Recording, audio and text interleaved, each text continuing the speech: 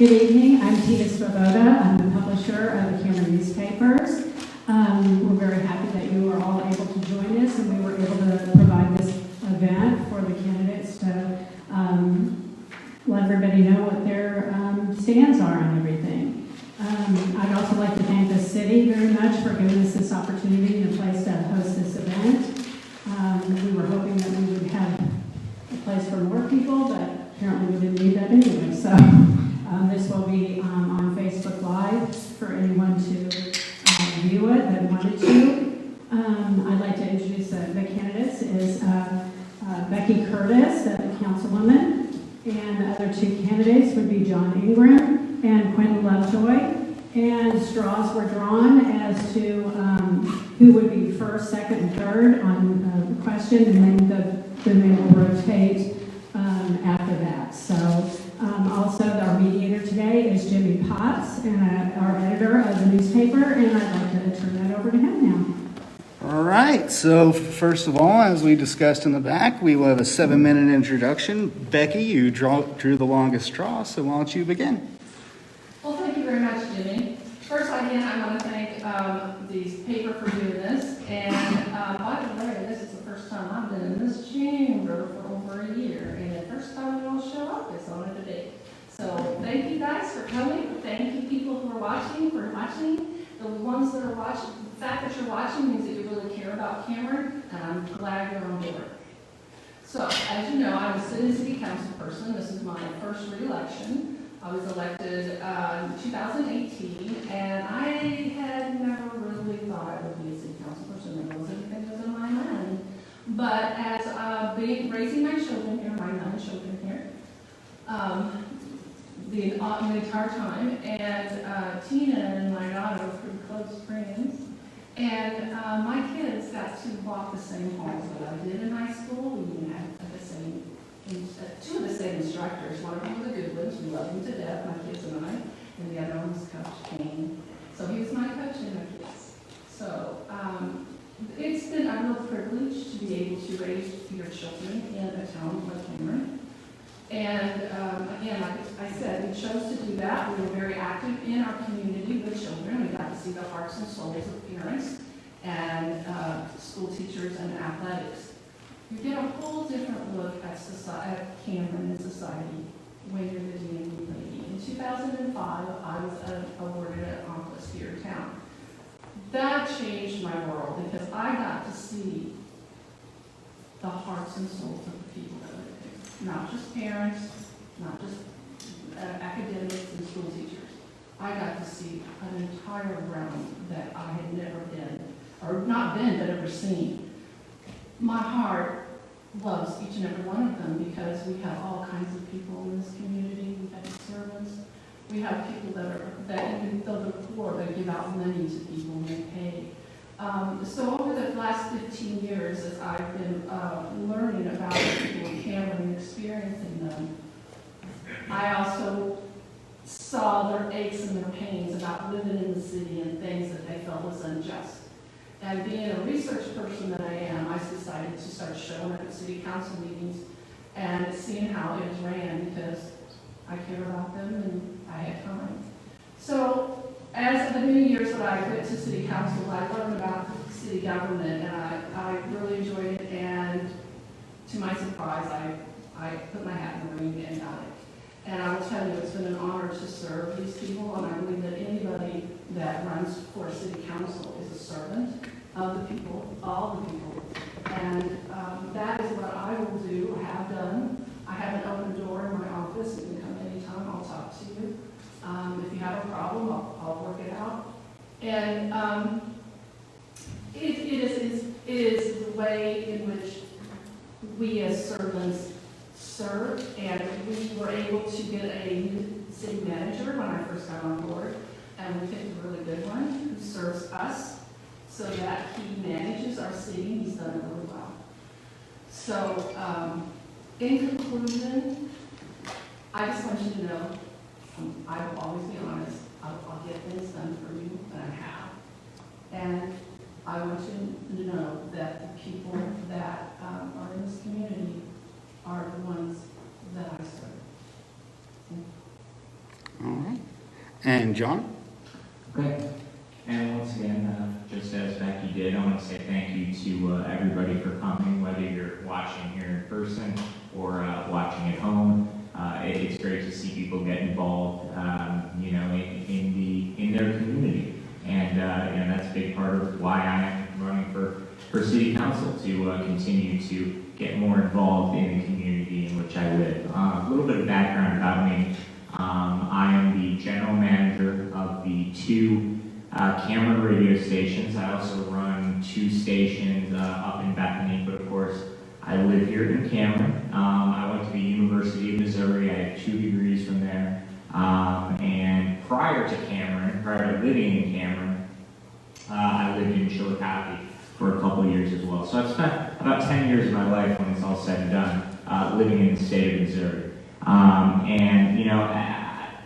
The nature of my job, just with the radio station, being very involved in the community, I've been immersed in Cameron and the goings-on in Cameron since I started living here and working here. I became involved gradually with the Cameron Rotary, with the Cameron Chamber of Commerce, and it was just, very fulfilled personally about, what I was doing to help Cameron, and I wanted to continue to help in other ways. And running for City Council was something that when the opportunity arose, I felt, I have the time to commit to this, because it is a big time commitment, as I'm sure they would both tell you, running for council and serving as a council member. But again, my heart told me to do it simply because I truly believe in getting involved in the community. I think that I bring a lot of fresh ideas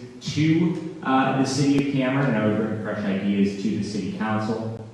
I'm 31 years old. I have lived in other cities in my life, I definitely think I could bring a perspective that might be different from some people who have lived here for their entire lives or for longer than myself. So I think that fresh perspective could really benefit Cameron. But again, I have lived here long enough to really get a feel for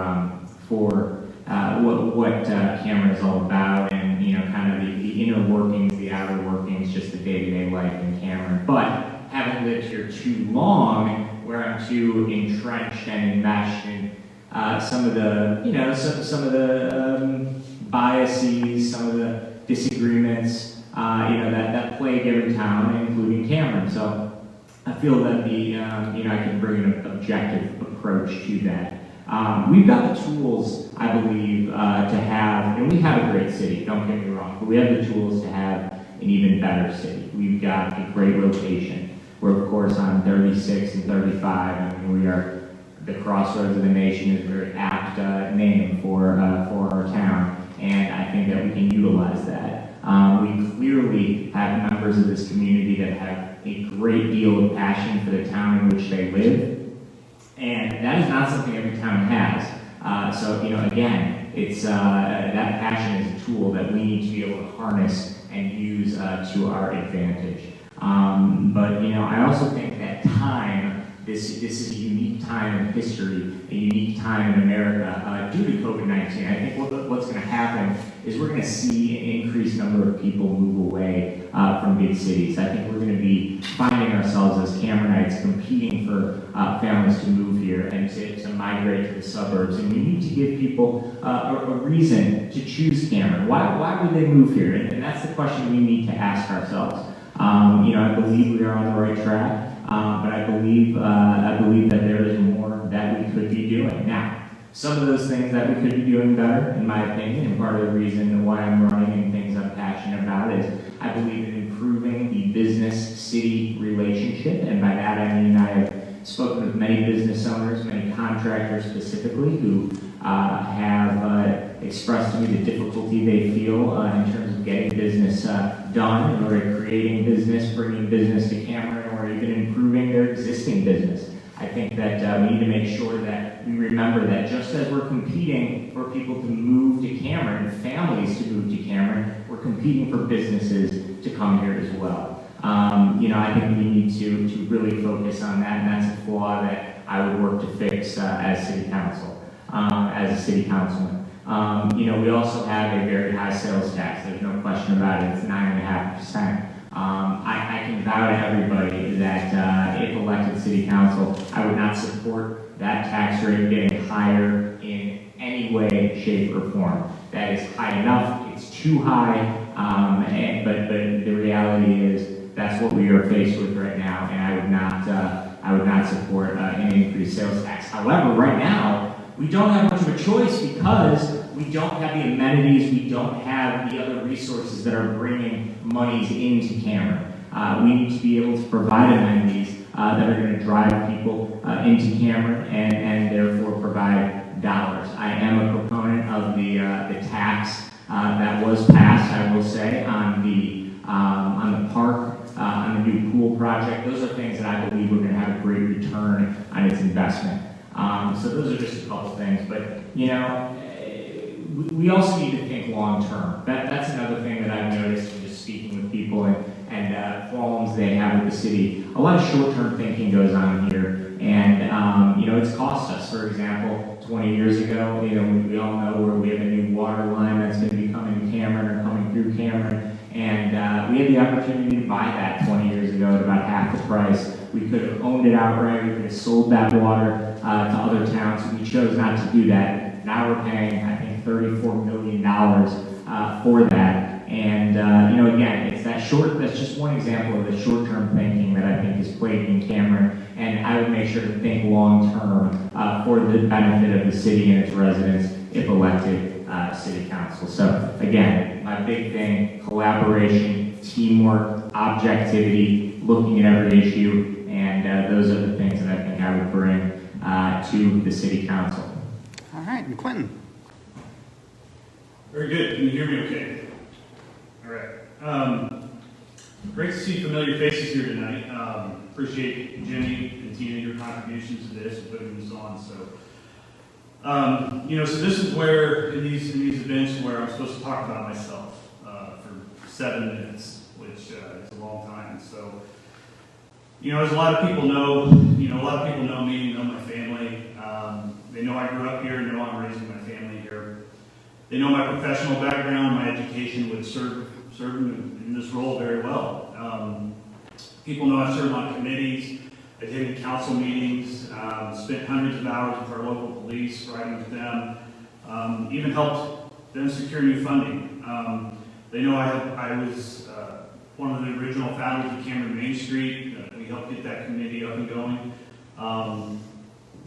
to revitalize downtown. They know I've been deeply engaged with this community for many years. Folks may or may not know that my family, we decorate Earl Park. They know that 4 generations, in fact, of my family are deeply engaged with our community on volunteer efforts. So, they know my mom. She taught here for many years. They know my dad is a chiropractor here for many years. They know that my in-laws have provided jobs here for many years. So, what folks might not know is, I grew up here in a trailer park. They might not know I almost lost my wife and my unborn daughter during a problematic pregnancy. They don't know about wounds and scars that I wear, that I've lost and won, and lost again and won again in life and in business, that I've built my career from the ground up and started over many times. So, so here's where we're supposed to talk about ourselves and our agenda.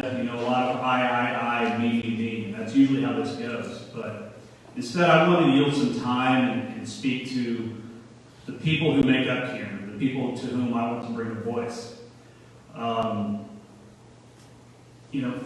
First I want to ask you a question, though. Think about Cameron for just a moment. The Cameron I grew up in, maybe some of you grew up in. If you didn't grow up here, why did you choose Cameron as your home? What comes to mind when you think of that, of why you're here or what you grew up here doing?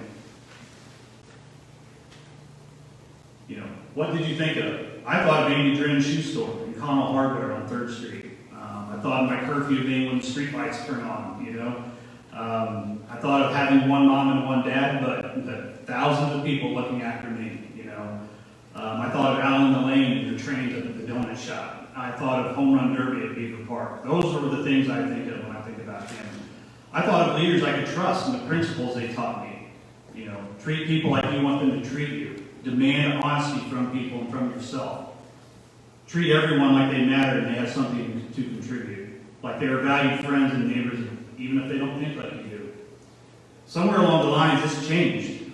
Somewhere along the line, we've seen cancel culture kind of come into Cameron. We might think of this as something we hear about on TV, but it's here, in our little town, here in Cameron. It's operating against people that don't think like certain locals think they should think. And to that point, that's why I brought my guests, here who are here tonight. Neither of them can vote in this election, but they've both been exposed to this culture that's going on. Their stories represent what I hope to turn Cameron away from. One man's business threatened by a local healthcare executive because his family member asked him questions that made people feel a little uncomfortable. His elderly father-in-law living in senior housing without a furnace through historically cold temperatures. A top economic development official fabricating a story to shift the blame for a business that didn't come here onto an innocent waitress here in town. Her having to fear for her job that this was done. It doesn't stop there. This culture that we have to change, unfortunately, Councilwoman Curtis and Councilwoman Breckenridge have lived through it. Requiring police escorts to their vehicles from this chamber that we sit in after unruly behavior during a council meeting. Things like this, these have to change. This is not Cameron. That's not what I think of when I think about Cameron. Things like this, they alienate talented people. These talented people have ideas. People hear about these things and they shy away from opportunities to volunteer or contribute because they don't want to become the target. I want to be a voice for those people. I want to let them know they matter in our community. Their ideas are valuable. If no one else on the council will listen to them, I will. There's an old guard in Cameron, and they're responsible for this continuous cycle of well-intentioned people doing their dirty work. I've watched as they've used different types of people in our community, pastors, business owners, even the youth of our community to do their work. I know a former city councilman wanted to run for office again, and these people told him, no, you can't. So now they have a new person that they want to use for this. Someone who's not been here a long time, but from what I see, genuinely wants to contribute. I have the autonomy. I'm not reliant on these folks for my livelihood. I can help put an end to this. I have a proven ability to work with others and achieve big things. As I said on the first day of my campaign, this is not about me. This is not about polarizing issues or personal agendas. I want to campaign on issues on things that, regardless of who sits up here, can help improve Cameron. Effective communication, more transparency. I yield my time tonight to talk about the people that matter, because their voice matters. Your voice matters as a member of this community. Cameron needs your voice to shape our future, define who we are. We won't always agree on everything. My style may come across as, some might say, direct, but always be forthright and transparent. We will always say the quiet parts out loud if I'm elected. I'm running based on a simple principle. I can complain about our current leadership, or I can step up and try to make a difference. You can help me make that difference on April 6th so that Cameron can grow and prosper. Thank you. All right, and now we have a 3-minute rebuttal. This is optional if you'd like to take it. Councilwoman. Well, you said some things about the water, and yes, the city did vote down the water, but that was a totally different situation than what is going on now. Very different. Back in 2004, when the city presented a bond solely for the city of Cameron to build its own pipeline from St. Joe to Missouri to Cameron, was going to be their own pipeline. They were going to sell bonds for it and put a tax on it. Okay, people didn't think they needed it. All right, in 2012, our legislators wanted to help rural areas to get good water, and therefore they put in and legislated it, made a Missouri statute so that communities can make a corporation. So now the council, we have 3 of them in our commission, and the councils are the ones who put Cameron in it. So this is not something that the people actually voted on. This is something that was created to help cities get good water. Now, you want to debate that, that's fine, but I'm just talking facts here. So the people didn't want it at that time, and I don't think it's good to disparage the people at that time. I never think it's good to disparage the vote of the people. And John? Yeah, I would just like to clarify, and I've heard this this evening, and I've also heard this online, and I've heard from various people throughout this process that I am somehow a chosen candidate by a specific side or a specific group. And I realize that to a certain extent I'm never going to be able to convince anybody otherwise.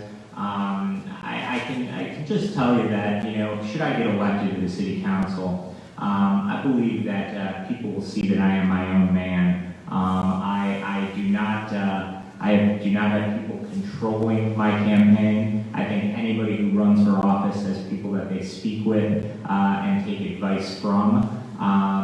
But I am not anybody other than John Ingram, and I represent John Ingram, and I am trying to represent all Cameronites. So I just want to clarify that again. Not something that I believe is going to convince anybody, but I am going to stand strong in my assertion that I am my own person. Nobody convinced me to do this. I'm doing this solely for the benefit of Cameron, and part of the problem I feel in this town is that there are groups who are pointing fingers at each other constantly. I think there's blame on both sides in that regard, including some of my supporters. I think that an end to the finger pointing is exactly what we need in order to help this community thrive and help this community grow. Again, whether that's pointed at people who are supporting my campaign or people who are detracting, I am here to be a voice for all people, not a select few. And again, I'll say it a third time, I don't expect to convince people of this, but should I get elected, you will see exactly what I'm talking about with the votes that I cast on issues that come up for the city council. I yield my time. And Quinten? I don't have much to add to my opening statement. I just want to reiterate, the folks that have been responsible for the status quo, crumbling streets, the stagnated economy. I mean, we can look right outside on our city hall steps and see the fruits of these efforts. They're not lined up behind me right now. They're opposing me. They're doing everything they can to make sure that this thing does not swing my way. So I'm here just telling everybody, my priorities are different than what we've seen the last 10, 20, 30, 40 years. And those are not the folks that are lined up behind me. The folks that are lined up behind me, they're the ones that their voices need to be heard, need to be incorporated, and need to be valued. I yield. I'm done. Thank you. All right. And since we've been asking Becky all the first questions, let's switch to Quinten here. This question is from Anthony Haney. What does your history and success in your regular full-time employment say about your ability to be a trusted leader? Good question. I would say that my career is pretty diverse. I've been an employee. Most recently, I've been an employer. I run my business. I started from zero. I left a very nice, comfortable job, very successful career, to literally start at zero. And I've been able to find partners, find clients, find people to do some really fun, exciting things to disrupt my industry that I'm in. and to serve the clients that I'm fortunate to have. I've been able to start from the ground up and work my way up to a very fulfilling career and serve people to the best of my ability. All right. And John?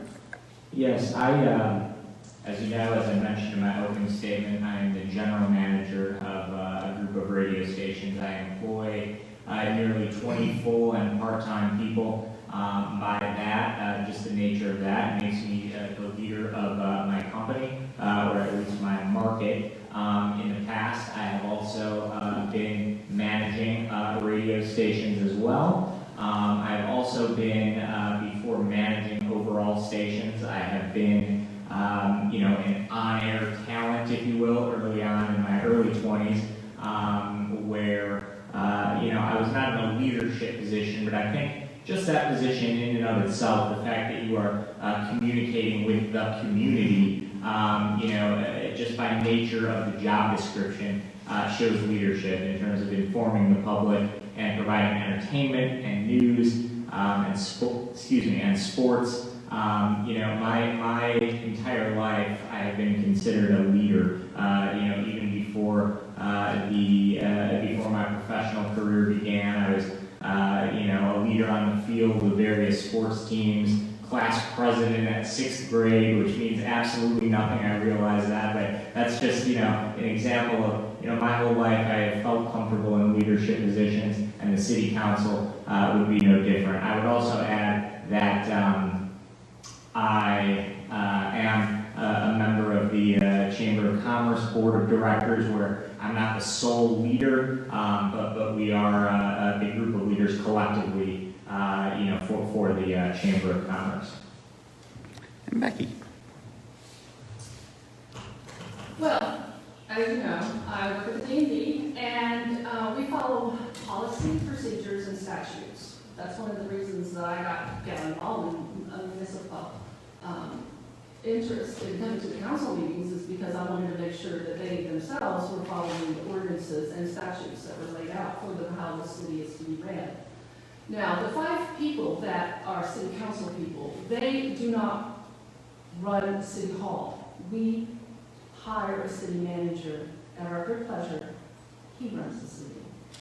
We make sure that there's good water, there's safe to go, to walk the streets. We have a good police force, fire, sewer, which we just talked about this week, and my goodness, that's expensive. And yes, in a place where economic and businesses will want to come. We want to make sure that the red tape is gone. We as a city council are supposed to work together. And if we cannot work together, we don't go anywhere. We don't. And this polarization that has happened and these against each other, we all live in the same pond.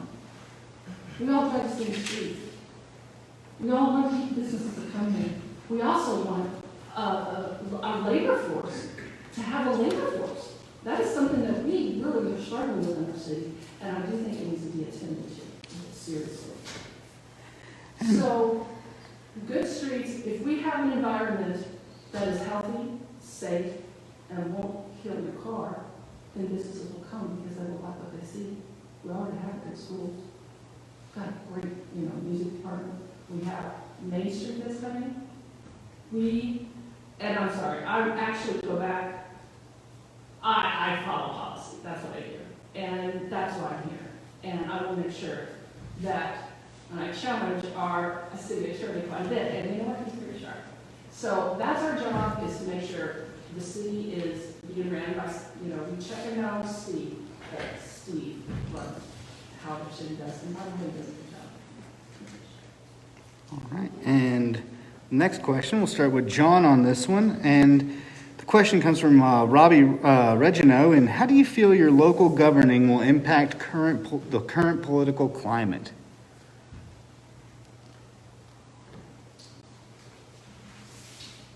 I think that as I've mentioned,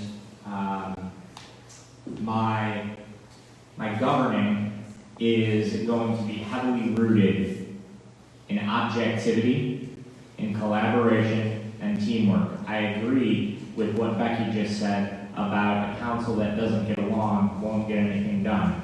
However, I do believe that the current council sometimes is pretty divisive within itself, and that's not pointing fingers at any one particular person. I do feel that there is divisiveness and, frankly, some dislike between certain members of the council. So, I can tell you that I would bring a level of objectivity that I don't believe is currently seen on the council on any side, on either side, and I think that would impact the local government by, providing leadership from the top down, showing that with collaboration and with teamwork and with, being able to take every opinion into consideration to achieve a common goal, and we do all share a common goal of wanting what's best for Cameron. I do believe that my overall philosophy, my overall mindset is going to be something that trickles down from the council level to the rest of the city. Would you repeat that question? The question comes from Robbie Regino, and the question is, how do you feel your local governing will impact the current political climate?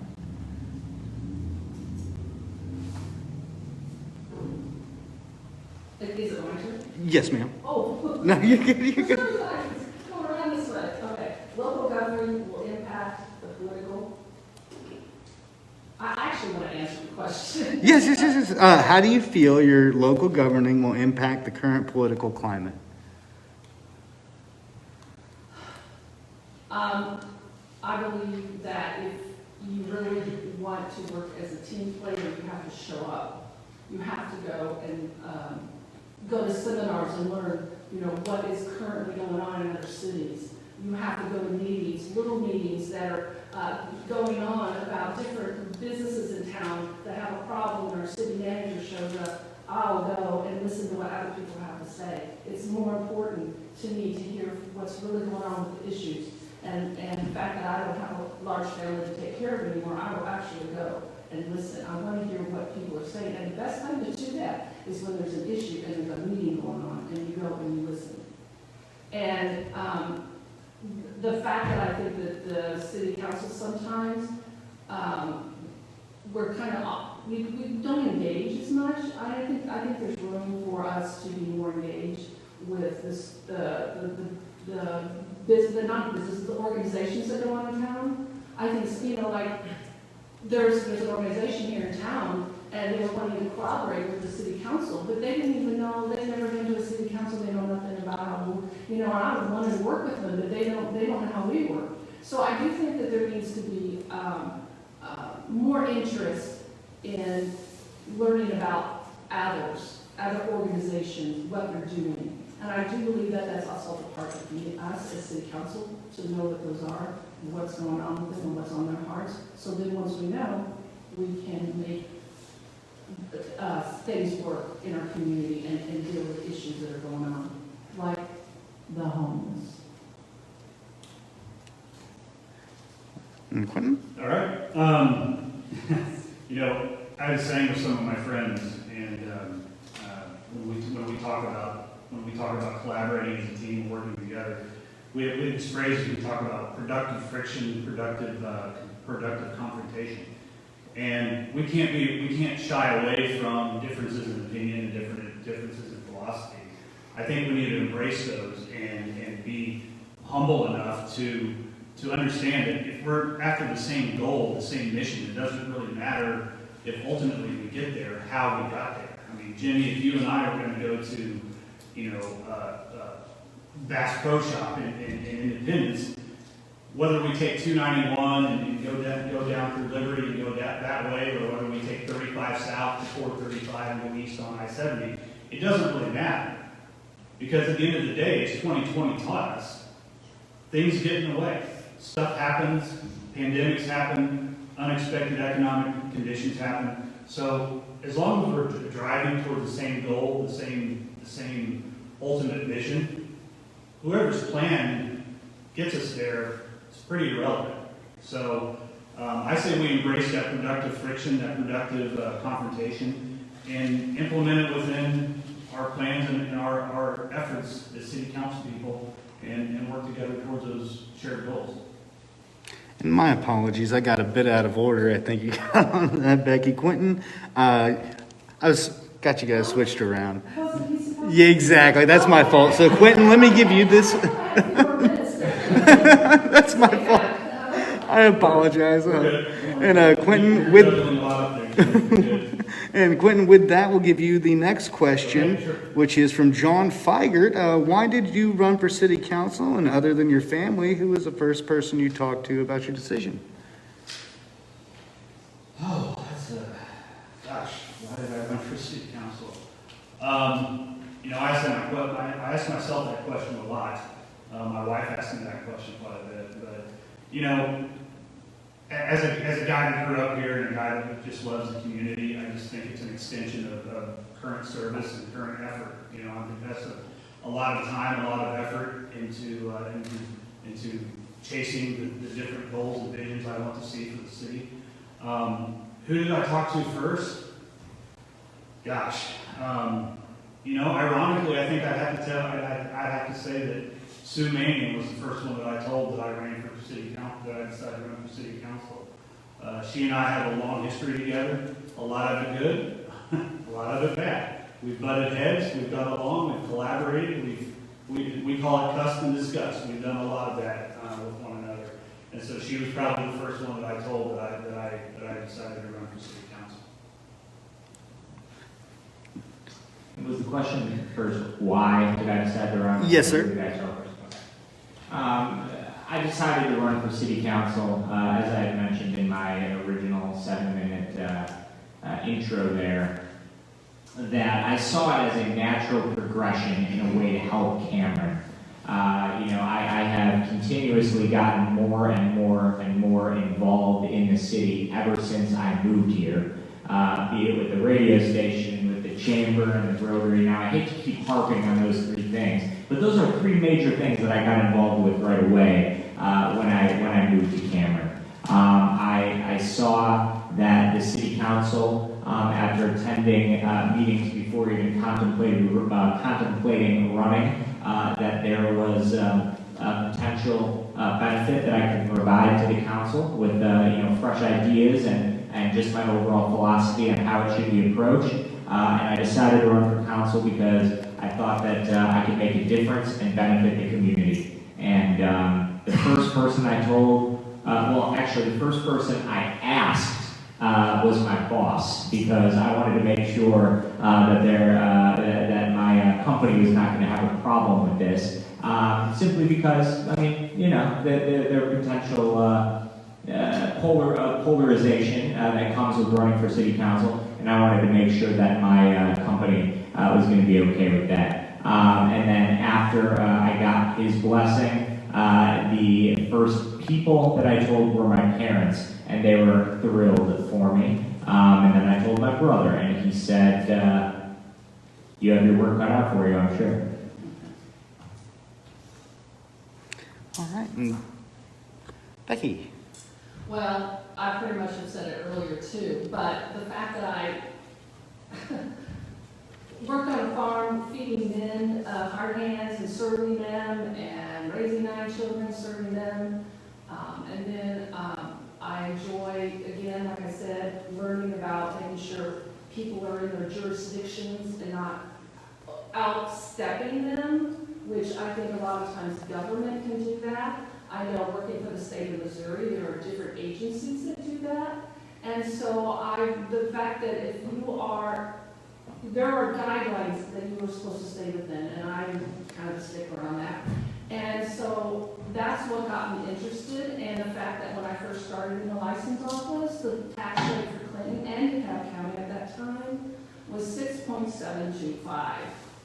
Now, in DeKalb County, it's 9.975, and in Clinton, it's 8.975. And over the years, as I watched that go up, I would show up in this chamber talking about that. So I just wanted to make sure that, and I would have people come into my office and I would calculate their sales tax form before they went into increase, because you voted in like say November, and it doesn't go into effect until, gosh, April or someplace. And so they would figure out, they asked me how much it was before it went out, they'd come in, and it went up another $100. And so I would tell them, I said, okay, if you have, you buy something and you're paying sales tax, you better make sure that you know where that money goes, and you better watch the people who are spending it. And that's what got me more and more involved in how city ran the business. It's hard to be involved with the state, but I can do this in my own backyard. I can impact that. I don't really plan on, it was never my plan to run for city council, but since I have been disposed over the years, I felt like since I don't have a large family to serve anymore, that I might as well serve the city. So that was my thoughts, and the first person I asked was my husband. And so, the first person I told, I didn't tell Sydney. I don't remember who that was because I didn't tell very many people. I was having to shock myself. So anyway, that's it. All right, and just to get the order right, Becky, question comes from Colleen Rand Hardy, and how are you invested in Cameron, and how does that make you want to be here? How are you invested in Cameron, and how do you think that makes you want to be here? Well, I'm invested.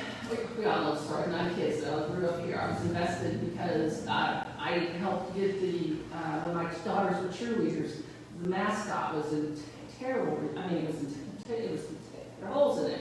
So, I helped get the mascot, I raised money for it, blah, blah, blah. So I've been invested for many years. I've seen the same pattern over the so many years that I've been here, and I have heard people in my office and have my own ideas on how to make things better for Cameron and more honest and transparency, because there's a lot of times as a citizen, I felt like we were told this and this is what happened, and nobody could ever answer, what? So communicating to the people, our citizens, since we're servants, we need to communicate hourly, and be open, communicate. If I have to tell you something you don't like to hear, I'd rather you hear it that you don't like to hear it than find out later that I told you what you wanted to hear instead of what I should have told you. And being a D&D person, I have to tell people things I don't like every day. But I always deal with grace. And so, I think I got off the question. Invest in the community, I got that part. What is the rest of it? And how does that make you want to stay here? I'll stay here because the people that move here, when they come in, I ask them what brings them here. And more often than not, it's because I travel through and the people are so nice. They help me out. A lot of people are just so got about the care for everybody. And that is why I would want to stay. And the fact that I will, even if I'm not serving on city council, I will be serving the people of Cameron because I care about them. And there's a lot of people that need help, and I want to find creative ways to help them as a citizen. I would do that. And now that we're back in order again, John, what do you think? Yes, so I originally got invested in Cameron, and I take that to mean how did I come here, how did I get involved here. I came here for my job. Like I said, I was in Chillicothe prior to this, running a radio station. I got the opportunity to be the general manager of a larger group of stations, and that's what brought me to Cameron. So I moved here specifically for this job. That is, I am not going to tell you anything different. However, after getting involved with my job, but also just a byproduct of my job is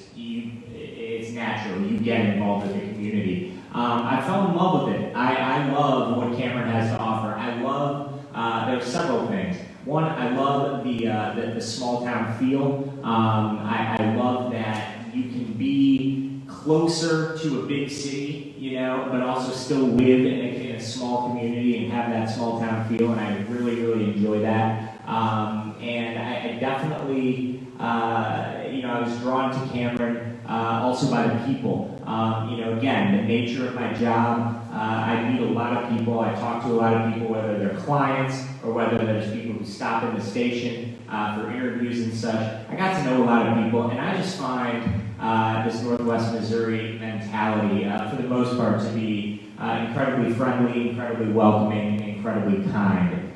So I've really learned to appreciate that, because it's not like that everywhere. And the next part of the question, how it makes me want to stay here? Well, again, that's what I like about it. That's why I'm running for city council, because I am invested in this community. I am committed to being here for the long term. I'm committed to being here for the future. I'm very content with the job that I have right now. I'm very content with the organizations I'm involved with. I'm very content with the friends that I have. And, I'm a relatively young guy, but I'm not getting any younger. And I'm not looking to move from place to place as I did, in my early 20s as I was working my way up in my broadcasting career. So Cameron has definitely quickly become a place that I hold near and dear to my heart. And, for all those reasons, that is what makes me want to stay here. And Quinten. Sure. So investment means different things to different people. I mean, there's investment of resources and money. There's investment of, time, effort, energy, different things like that. I have something to lose if Cameron, if this town suffers. I can't just move on to the next town. I mean, my folks still live here. My in-laws live here. We chose to move back here after my early professional life. So, and ever since then, I've invested a lot of time, a lot of sweat equity into establishing what I'd like Cameron to look like. So that makes me want to stay here. That knowing that I would like to see a return on investment on those years and make Cameron suitable for my family moving into the future, and making it a place where my daughter wants to maybe one day raise her family. All right. And this next question goes to John, which is from Anthony Haney. Could you explain specific disagreements with your fellow candidates and the council? Keith, can you repeat that, please? Could you explain specific disagreements with your fellow candidates and the council? Yeah.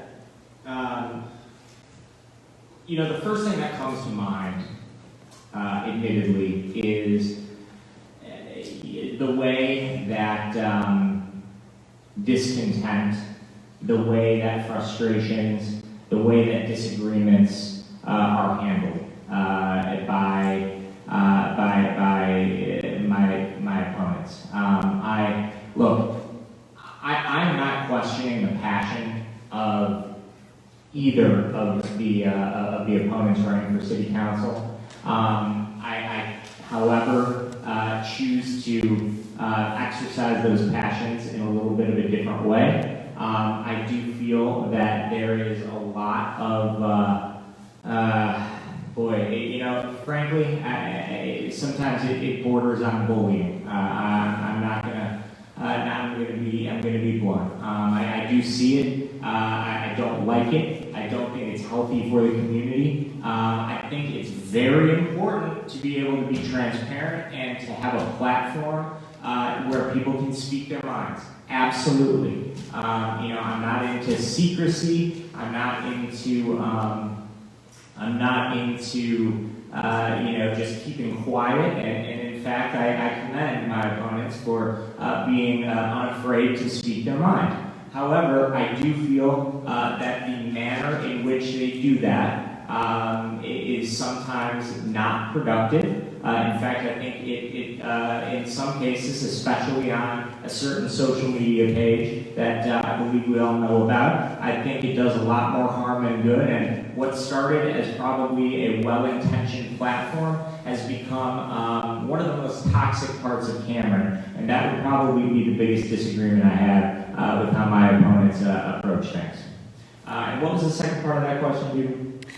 And the council as well. And the council. Again, the council, I do feel that the council itself, has some secretive leanings in some ways. And again, I think this goes on both sides. If we go to city council meetings, we know that oftentimes there are a lot of 3-2 decisions, and I think that some of the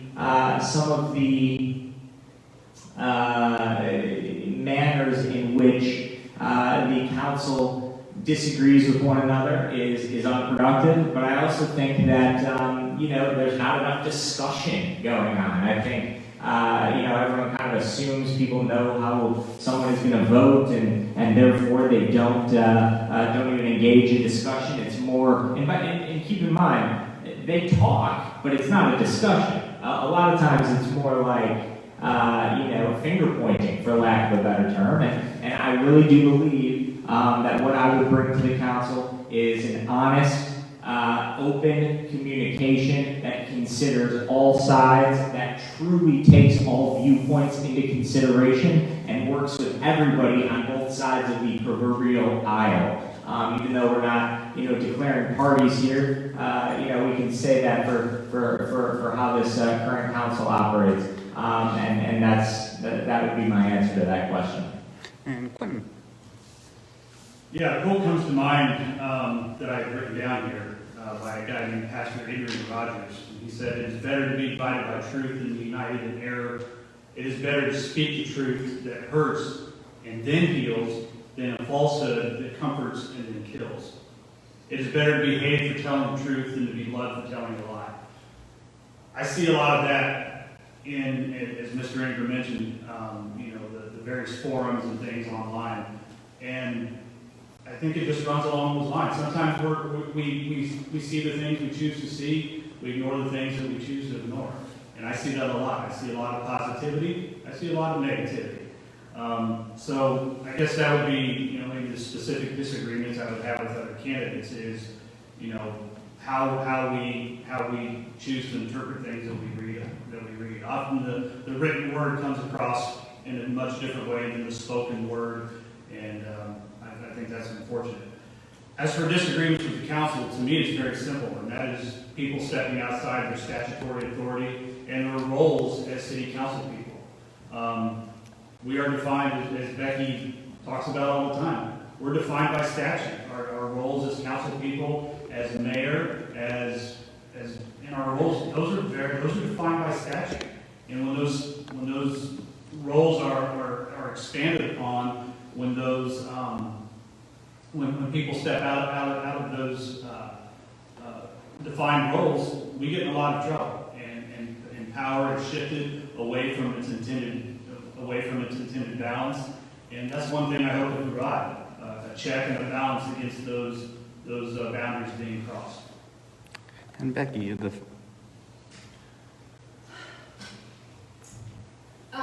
I first started questioning and seeing as a citizen that some of the decisions the council was, I don't want to say this, it's not so much what the council was doing, it's what the council was allowed to do.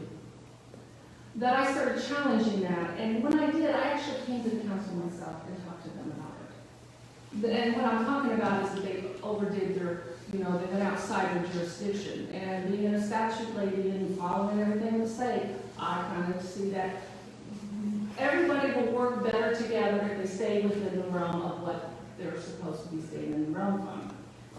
You've got to know where your guidelines are and stay in them, because then other people won't be bossing other people or pressing people. And so what I do on city council, well, once I got on city council, I couldn't be a critic of the city council or the city. I had to be a cheerleader.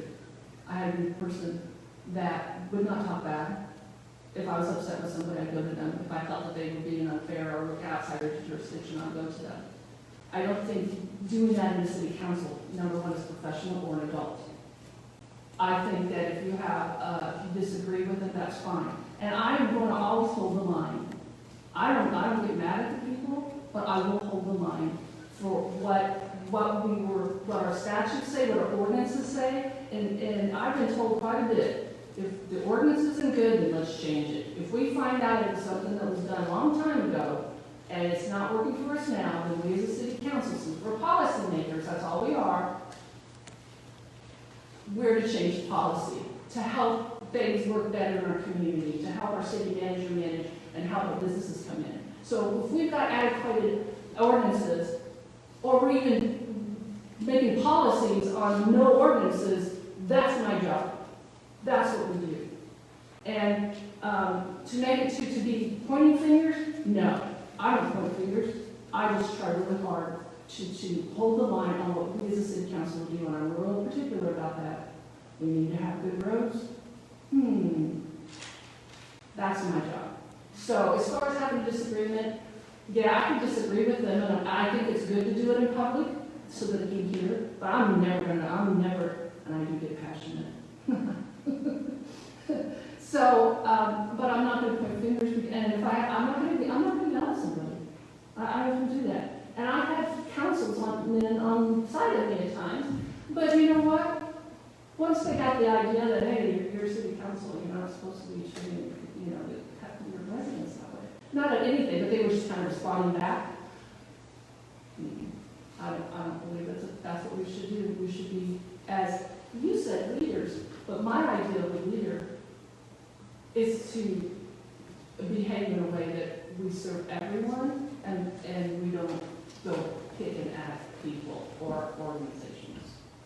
And we're at the 10-minute mark, so just a few questions left. And the next one will go to Quinten. If elected, would you fight for infrastructure or the slush fund? I'm assuming they are referring to the special projects fund when they say that. So, Quinten, this question is for you. I think if anybody saw my social media recently, the video that my daughter and I did this week, they would probably know the answer to that question, and that is infrastructure, without a doubt. Seeing the deferred maintenance on our streets, even out here on the front steps of our own city hall. I mean, if you can't get that right, then I have to question whether you are going to get anything right. So, streets, infrastructure, that's the baseline. That's where you start. And if I'm elected to city council, we will get those priorities straight, and then we can talk about some special projects. And John?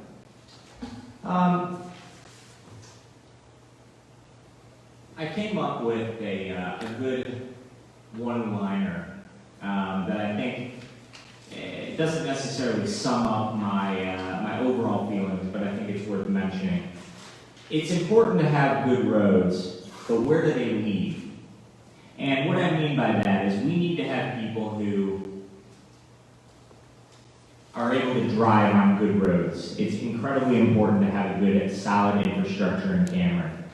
But if we've got nowhere that the roads lead to, we're going to have a problem attracting people here. Now, I do think that the Special Projects Fund, I understand the controversy there, but I also think that the lack of funding for the roads, as we saw at the last council meeting, is actually currently being addressed. And especially, for having the funds to fix potholes and things of that nature. I do think some of that lack of funding is being addressed. And can we have our cake and eat it too? Am I too idealistic? I'm not so sure we can have both. I think at a certain point we're going to have to choose: are we going to prioritize special projects, or are we going to prioritize roads? However, I would say that the situation isn't quite as dire as some are making it out to seem. There are there is money for certain elements of street maintenance and repair, and it's important that we realize that before we decide if it has to be an either or. Special projects, I can see why people would be frustrated by special projects because it's a fairly ambiguous term. I've heard it referred to as a slush fund. I don't necessarily see it as a slush fund, but I understand the skepticism of it. I do believe it, however, to be well-intentioned, and think that at the end of the day, the return on the investment from some outcomes of a special projects are going to provide the funds necessary to give the roads the proper monies that we need in order to solidify our infrastructure. Thank you. And Becky. I have no clue what addressing our roads means, and they are being addressed. I don't know what he's talking about. The roads, we have the tax that we collect, the city collects, the people have passed it, is our road tax. That is builds brand new roads from dirt up. We've been doing that for, well, it's actually going to be expiring in about 2 years, I believe, or 18 months now, maybe a year. And what that has done is build roads, some really nice roads in our community, but that has been tax money. Now, I know for a fact that Drew told me, because I asked him a lot of questions about roads, that after 3 years of a brand new road being laid, that it's going to need to have maintenance on it. It needs to have overlays on it. It needs, sometimes they need milling. Okay, we have brand new roads that have had nothing done to them, that they are being left out in the elements with no overlay because that has not been addressed. There's been no money. And so I appreciate the fact that the citizens have done this, and I love the roads that I'm driving on with the curb and guttering and sidewalks, lovely. But we're supposed to take care of what we have. And as far as roads going nowhere, that doesn't exist. The only roads that go nowhere are dead ends, and you have things working on either side of their houses or anything. Why does anybody build a road that goes nowhere? Doesn't happen. Does it? Doesn't here. So let's really look at this. Well, the thing is, as you can tell, for infrastructure, we have an old community. Our community is old. I think I should know this. I think it was came to be a citizen, not a citizen, but a community back in 18-something. Is that right? Okay, so what we have underneath our pipes and our sewer and our water lines, the only time they ever get fixed is when they blow. Every city that is our age has this problem, and we need to start looking at it. So if we continue to build fences and other things and not take care of the pipelines that are underneath us, we're going to have problems. Not to mention we have an aging downtown that continues to get, we all know we have condemned 4 buildings, and we are working, Steve is working, the Main Street's working really hard on getting a plan for that, but we have other buildings that we have no clue what we're looking at. And I seriously do not want my downtown to turn into a parking lot. I really don't. It has a lot of personality, and that is something that is the heart and soul of our community. And that is a priority to me, and that is infrastructure. So I don't even know what to say about the fund, that line item that was placed there. Seriously, I would have liked to have known that was even a consideration, because when I found out that had happened as a city council person, I was never asked. I was never given any input. And so when you have a committee of 2 people making those kind of decisions, you talk about communication, it didn't happen. I would have liked to have some input on that so that we could have collaborated, but we weren't given that. So that is my take on that. All right, and our final question, because we are just about done, comes from Robbie Rosano, and it says, And maybe you can expand on this because we're towards the tail end of the pandemic, but how do you suggest local governments deal with federal overreach during the pandemic? Oh, Becky, you are. I'm sorry. My fault. I'm sorry, because we got out of order again. Yeah. It is how do you suggest local governments deal with federal overreach during the pandemic? Well, as a city council person during the pandemic, we did not have any federal overreach. Had that happened, we would have had to have a meeting about it, but that did not happen. Also, our governor is the one who actually was the one who could have done that to us, and then we as a city council would have had to decide how we would follow that. I'm kind of a rule follower, but I also know that without the science, and I'm a researcher, and a lot of people are, I cannot decide, I cannot come up with what on the pandemic, but I do know that people need to be safe, and I trust citizens to take care of themselves and to be safe. If people would come to my office and they saw too many people there and they left, it's because I'm glad you did that because you didn't feel safe. So as far as overreach, I did not experience that in our state and in our county. Our county didn't overreach. They just gave us recommendations, and then we as a city council gave recommendations. So there has not been a mandate that I've had to work with. I've had people come into my office thinking that I needed to police my office for masks, and I would tell them I have no authorization to police this. So I don't know how, that's as far as I can do on the overreach. All right. And John, you're up next. I agree with Becky that although I'm not on the council yet, I did not see much federal overreach at the local level. And what I think this does is, maybe more than anything, highlights the importance of local government to know what's best for its citizens and its residents. In regards to, and I don't know if the question specifically asked about masks or not, but let's just use masks as an example.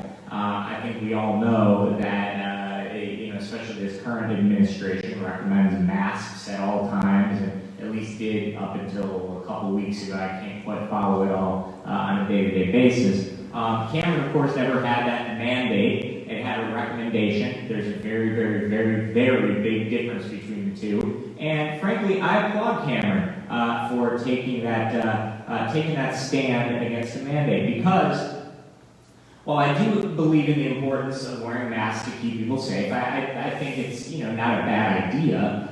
It's a slippery slope when the government starts telling you what you can and cannot do with your body.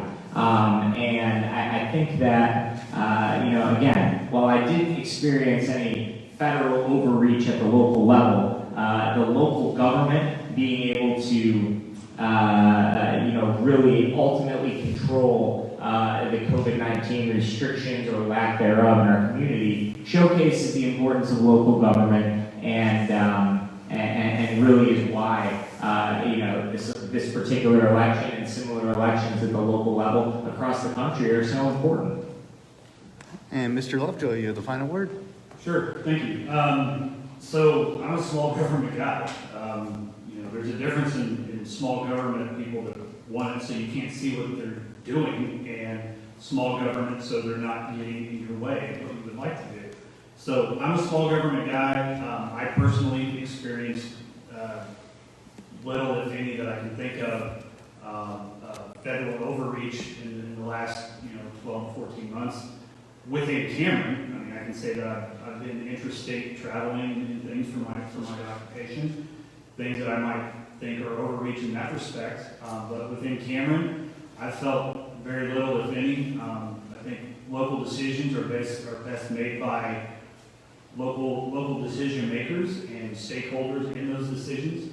And having a long perspective and a long history of understanding the local environment, I think helps me keep a check on those things as a city councilman. So I would just say that smaller government, the better, and let's make decisions that are best for Cameron within Cameron. All Well, that is our forum. I would like to thank each and all of our candidates for participating. Once again, thank you so much for being a part of this. Can I say thank you for my guests who came, Travis Edwards and Colin Hardy?